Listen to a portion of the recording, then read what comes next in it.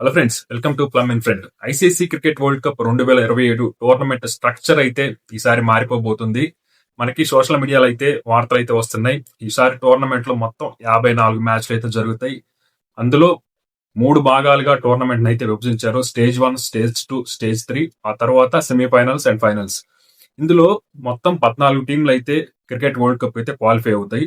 అయితే ఈ 14 టీంలో కనుక చూసుకుంటే 12వ ప్లేస్ లో ఉన్న టీం, 13వ ప్లేస్ లో ఉన్న టీం, 14వ ప్లేస్ లో ఉన్న టీం, ఈ 3 టీమ్స్ మధ్య రౌండ్ రాబిన్ మెథడ్ లో ఫస్ట్ స్టార్ట్ అవుతుంది టోర్నమెంట్. అందులో ఏదైతే బెస్ట్ టీం ఉంటుందో, ఆ 3 టీమ్స్ లో ఏ టీం ఎక్కువ పాయింట్లు సాధిస్తుందో ఆ టీం అయితే క్వాలిఫై అవుతుంది అనమాట నెక్స్ట్ స్టేజ్ కి.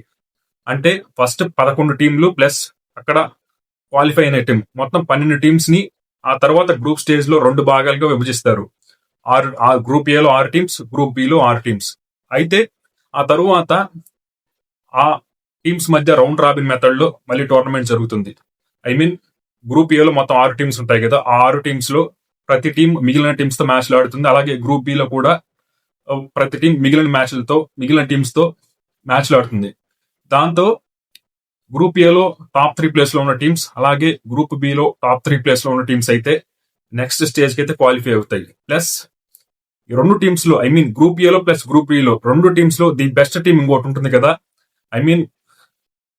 4th ప్లేస్ లో ఉన్న టీం, గ్రూప్ ఏ లో 4th ప్లేస్ లో ఉన్న టీం, గ్రూప్ బి లో 4th ప్లేస్ లో ఉన్న టీం, ఈ 2 టీమ్స్ లో ఏ టీం కి బెటర్ నెట్ రన్ రేట్ ఉందో, అలాగే ఎక్కువ పాయింట్లు సాధించి ఉంటుందో, ఆ 2 టీమ్స్ లో కామన్ గా చూసి ఏదైతే బెస్ట్ టీం ఉంటుందో ఆ టీం ని కూడా నెక్స్ట్ స్టేజ్ కి అయితే సెలెక్ట్ చేస్తారు. అంటే ఈసారి సూపర్ 7 లో మొత్తం 7 టీంలు ఉంటాయి. ఈ 7 టీమ్స్ లో మళ్ళీ రౌండ్ రాబిన్ మెథడ్ అయితే జరుగుతుంది. అంటే ప్రతి టీం మిగిలిన టీమ్స్ తో మ్యాచ్లు అయితే ఆడుతుంది అనమాట. అంటే ఒక్కొక్క టీం 6 మ్యాచ్లు ఆడుతుంది.